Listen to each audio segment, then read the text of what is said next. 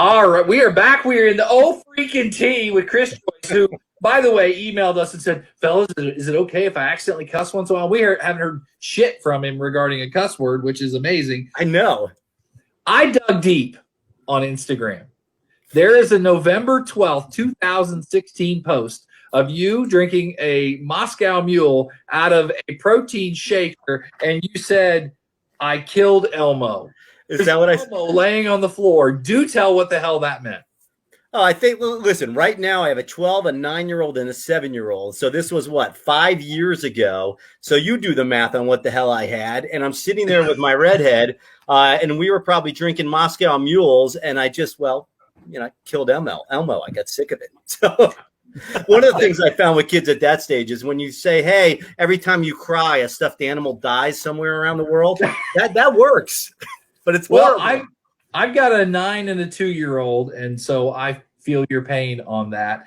You are pretty prolific on LinkedIn and on Facebook, Twitter, Instagram.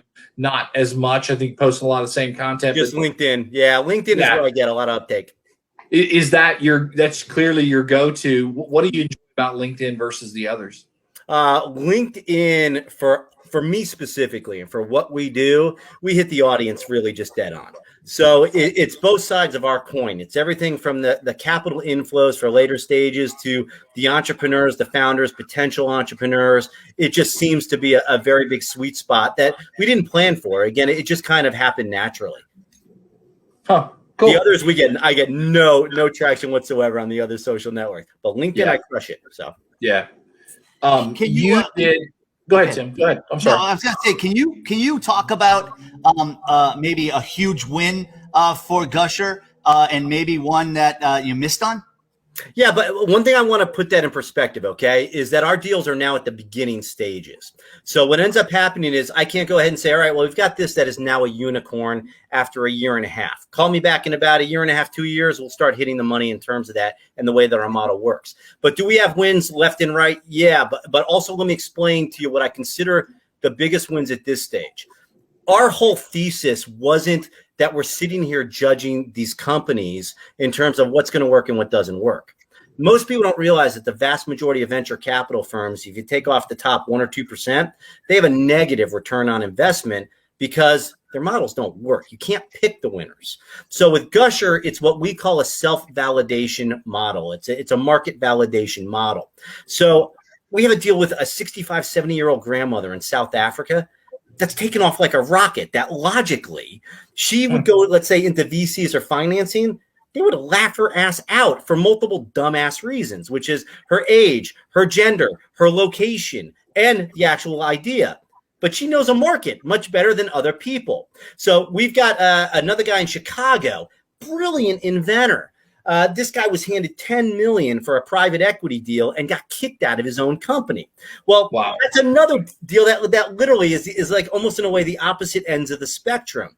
I have a guy, Derry, a phenomenal guy, came from Africa with $100 in his bank account. He didn't have a bank, $100 in his pocket, and he's been able to put a deal together and just get it going. So our whole point is that it doesn't matter where you're from. It doesn't matter your age. And I know I'm kind of sidestepping your question, Tim, but that's because these are all deals that have teams that are becoming self-sustaining and or attracting larger scale capital. The deals that have died are always the ones that you think this is going to take off like a rocket. It's for some crazy weird reason. I have no clue why. The ones we always think are checking off all the boxes awesomely, they just don't do it. It's always the underdogs. How in the weeds is Gusher on these deals when they come to fruition? Literally, we get in them. So at this stage, we get really, really, really, really involved. So everything from, oh my God, my world is falling apart, and it's 11 o'clock on a Friday, I get those texts, I get those calls. Hey, can you come out to CES in Vegas at a show and help us close an investor and do that type of thing? Or, hey, we've got a factory out in the middle of Wisconsin, which I did during the middle of winter, which was interesting. Can you help us close this deal and bring them on? We do that. We get extremely hands-on, but it's also one of those things where there are certain founders that they don't need that. So they just utilize it, come in, put the deal together, use the platform in a passive way. Once you know how to do this the first time, you take off like a rocket and you realize, oh my God, I don't need money. And in the beginning stages, that's really hard to do, Tim, because it all comes down to almost in a way like a belief structure. You have to overcome these beliefs that, well, how do you do it? I have no way. I'm stuck in a catch-22. But when they bring the first person on, we've got a saying, the first person for performance-based equity, 1 + 1 doesn't equal 2. 1 + 1 equals done. If they bring one person on for performance-based equity, that's when, the dam breaks and everything follows and it starts flowing. It's kind of like, well, bad analogy maybe, in Rocky IV, I'm a child of the 80s, when Rocky hits Drago and he's like, he bleeds, he's a man, and he can be beaten. You hear him getting those goosebumps again. So that's what it is. Once they get one, this is like breast implants or something. He's got implants. He's like, check it out, boys. He does this all day long to everybody. We'll find out later. Exactly. That's my MO. We'll find out that later. That's actually a tattoo, and he does that on every show. I'm just watching Chris talk, and I'm laughing at Britney Spears over his shoulder. See, that's unicorn shit right there. That right there. I wanted to ask you. You had mentioned you drove, I think, from Philly down to wherever you went, and you posted. You said, "Hey, would anybody like to meet?" Did you have any meetings along the way? Did anybody reach out and say, "Yeah, let's do it"? Sure did. Whenever I do that, I kind of do that off the cuff, just as a litmus test, just to see what's happening, especially now during COVID. Beforehand, I would always have a location, and so location with hours, and then people just come and go. On this, yes, we had everything from real estate deals to software deals to even just an entrepreneurial ecosystem in North Carolina, you name it. So it was actually really good. It was fun. You meet people that you would never meet, and otherwise, because there are people they just want to meet face to face. They don't want to do the internet thing. Tim, I think maybe you're buzzing again. I don't know if that I muted No, myself. I don't think it's me. No. I don't know. I always like to ask people on the show, what are you reading? You reading or listening to anything right now that or anything you've read recently that jumps out to you? This is the thing for me, which you don't know, okay? And this is a weird thing. I have like an OCD thing with reading. So if I open up a book, I can't put the book down until I read it completely, which was awesome in college. You'd finish textbooks in a weekend, all right? But I don't read for enjoyment unless it's like very brief business stuff. So I read a lot of business stuff, in terms of that short oriented, but most of it has to do with deals. Most of my time is spent literally reading deals and reading businesses and reading that type of thing. So I wish I could give you, hey, here's my reading list of what I'm doing. No, I get that. Makes sense. You know what? I totally get that. I actually don't read much anymore. I listen as I'm walking or whatever. And so I do kind of in short bursts as well. I study speakers a lot. So as I'm working out, I'll have YouTube going nonstop, listening to different patterns or stuff like that. Yeah. You're another guy too. I think that you're a real early riser. You up 5:30 in the morning? Now it's since COVID 4, it changed. I now get to 4 a.m. It's literally absolutely ridiculous. So yes. But are you in bed at like 8 or 9 o'clock? I try to get in bed by 10 or 11, sometimes by midnight. I usually catch up on sleep something like a Saturday or a Sunday, and then I'm usually good to go. So the older that I get, it keeps getting earlier, which is really weird. Yeah. I digested a lot of your content over the last year or so, but I listened to a couple of podcasts you're on. And sometimes there's little gems. And I think that sometimes what motivates one person might not motivate another person. You said once that you lie to yourself. Yes. Can you explain what you do? Yeah, sure. I did it today. It's good with really difficult stuff just to lie to yourself. And it's just a technique that I use. And so, like, let's use working out or even selling or whatever it is as an example. What I say is, okay, I'm going to do this for 5 minutes. Or I'm going to do one set, or I'm going to do one time around the block, or I'm going to make 2 calls, whatever it may be. What ends up happening is, at least for me, all right, psychologically, it takes the pressure off. It's not like, okay, I've got to make stuff happen for 15, 20 hours, or I've got to go do, like you were talking about being on Peloton for 30 minutes. I've got to go do my workout, and I'm just not feeling it right now. All right. Literally, I would break that down into a little component, say I'm going to do this little thing. And then almost always it goes ahead and ends up becoming a complete whatever it is, a complete workout, a complete day, a complete sales effort. However, very rarely I'll do 5 minutes and it won't go. And I'll sometimes stop and I'll say, that's it. But most of the times when I lie to myself, it does work 99% of the time. So the lie, the little white lie, is to get you to get the action and to start. Exactly. And once you start, you're off to the races. Yep. The thing that you then to stay in motion. Yep. Yeah, the things you said, which I thought was kind of cool, and you kind of clarified, in small circumstances. I love that little disclaimer. I lie to myself in small circumstances. Yeah, because you lie yourself big circumstances, you end up in deep doo-doo. Very deep doo-doo, very quickly. You can say shit, you emailed us about swearing.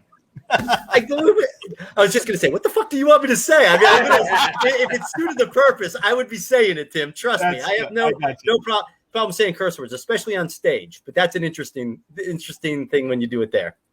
How do you, I have 3 kids. One's that just graduated from college. The other 2 are home. Congrats. I know you work a lot of hours. How do you balance being a father with working 15, 16, 17-hour days? I had a partner years ago that gave me great advice when I had my firstborn. Okay. And I said, hey, I'm not a dad. Okay. First of all, I never had great examples of fathers. They were never there or anything else, in terms of doing it. So I never had a great example, but I'm like, okay, I'm not the type of guy to go to every game or everything or whatever. At least I thought I wasn't.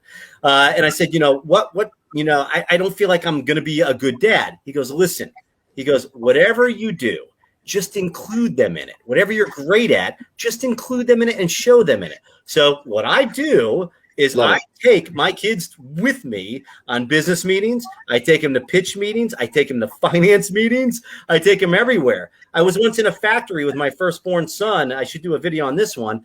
We were in it, and the factory blew up with us in it. All right. Luckily, nobody was injured, but a third of the plant blew up, and so he did. That's bad parenting. I don't know if that's something you really want to talk about. It was lucky parenting. You'll have DHS at your house. Say that again. You'll have DHS at your house. No. But you just do what you can. I mean, right this second, I've got a chess board sitting on my table because my kids have been doing the hybrid school. And so every now and then, my second one, Everest, is learning how to play chess. So he comes in and does a move, and then he goes back. And then I do a move, and we do that all day. So, yeah, that's cool. That makes sense. People talk about work-life balance, and I think it's really work-life integration. How do you merge it all together to make it work? I don't believe in balance. All right. I believe that it's kind of like a parking structure. As you're building up, you're going up, you're on this level now for a period of time, then you're on the next level for a period of time, you're on the next level for a period of time. I don't believe in balance fundamentally. When you have a newborn right there, guess what? You're in it. There's nothing you can do. You've got to do it. You got to keep the boat afloat. There's no such thing as balance. As I get older, other things happen. You're there with the quality versus just being there in quantity. At least that's what I feel. So I don't try for balance. Yeah. I do whatever is the most important thing at the most important time. Are you the only person that that got engaged in a suit of armor? Listen, that's a special needs camp. All right. You don't know this, but my wife was a camp counselor at a special needs camp, and that was her 20th year anniversary. And there were 19 special needs kids bringing her roses during halftime at the show. She gives a show. There were hundreds of people there. And it was really interesting. It was about 100 degrees that day in August. And I came out as the 20th one. And that's where I engaged. That's where I asked for her hand in marriage. Yeah. Great day. Best day of my life. That's cool. Really cool. Last question that I have is, I'm in the pizza industry, and we started doing last year through COVID. We did a Instagram live every day for about 9 months, and it was what's working. And we had some of the best known pizza guys in the world talking about what they were doing they were successful with. And now we've kind of wrapped back around on that, and we're going back to these guys and realizing that people like you that probably get interviewed or you're on 100 podcasts and you get asked the same shit all the time, right? And so we started going back to these guys. What are the 5 or 6 things that you wish you'd been asked? And so my question for you is, if you go into an interview like this, what would you like for us to ask? And so I guess I'm going to lead that into you saying the question and then giving us the answer. I think the thing that at least I always try to ask people whenever I speak to them, okay, is why they do what they do. because it's not BS. I think it's fundamentally the most important question that you can ask a person, because it gives you the blueprint for how to deal with them. It gives you the Rosetta Stone for how to interact with them. And so for me, asking the question, why they do what they do, that's insanely important. And it's in anything. I don't care what it is. You're sitting there at a restaurant with somebody and, hey, they're bringing your eggs, or, hey, you're in a meeting with an attorney, or, hey, you're meeting a new financing company. That to me is probably the one thing that I wish people asked is, what are the most important things that you could bring in terms of value? What would you give if this was your dying day in terms of advice to anyone? And that's one of those things that I would say is, always ask the question with whoever you meet in whatever walk of life, because it's the most valuable thing there is.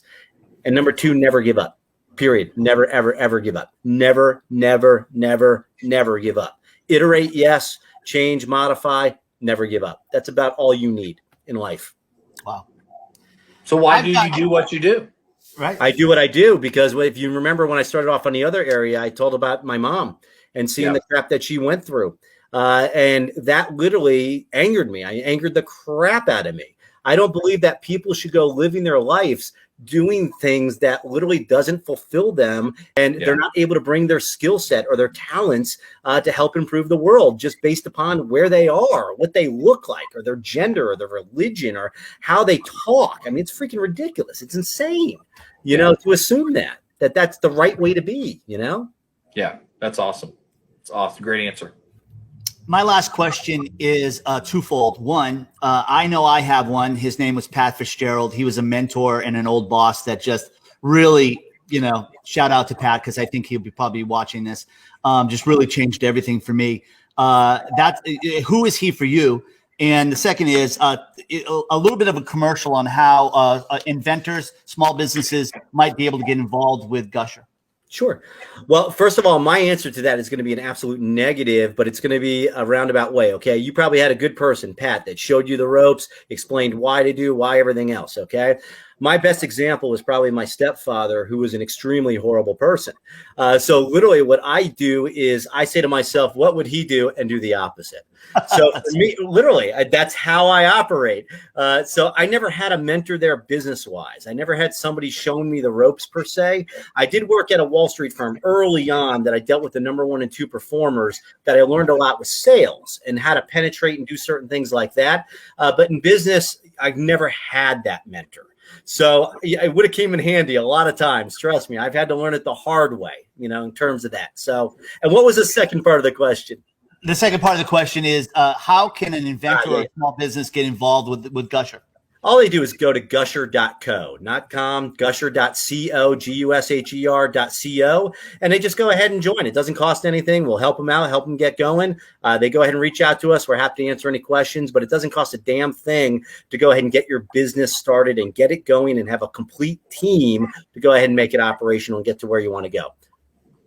Shout out to my mentor and pretty much one of my best friends in the world, Wes Wyatt. I learn from him daily. And Wes is down in the war room and he just smiles and he's glowing today. Look, he's glowing. I'm just going to bring us closer so Wes and I can just sit here. Hold on. Can you hold that? I'm going to get myself a screenshot of that. You gonna screenshot it? Hold up. Got it. That That's is awesome. I got to get a better angle. There you go. Yeah. That is, well, when Chris said he did his homework, he didn't lie. So I don't even know how the Britney Spears thing started, but it's pretty funny and we have a good time with it. It's hilarious. You covered some of the stuff I was going to ask, and it is funny because I have right here Britney Spears. I saw it in a couple. I'm like, I'm cutting her out. I got to get her.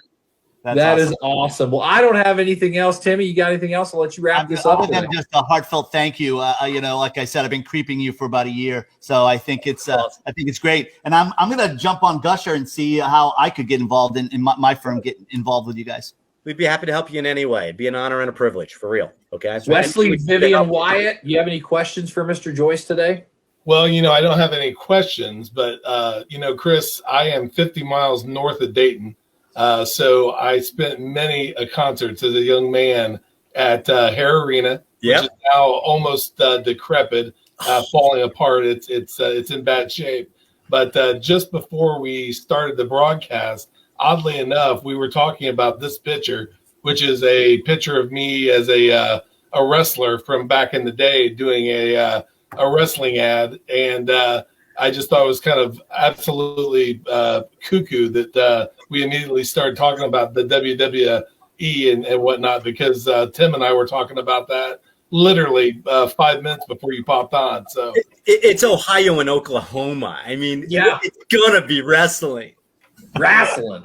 yeah, I heard somebody mention Ted DiBiase. In the former world, I was a security guy, little fella that I am, and Ted DiBiase, Virgil, and Dustin Rhodes come up to me and said, "Where are the girls at, kid?" And so I had all three of them in a Dodge Colt. Virgil could not shut the door. He was holding the door shut, holding the top of the car, and I took him over to a local nightclub, and they piled out of my Dodge Colt and went and got into a VIP room. So really crazy that wrestling was brought up. You should have hung out with Ric Flair. I heard he was like a drinker. I mean, that would have been awesome.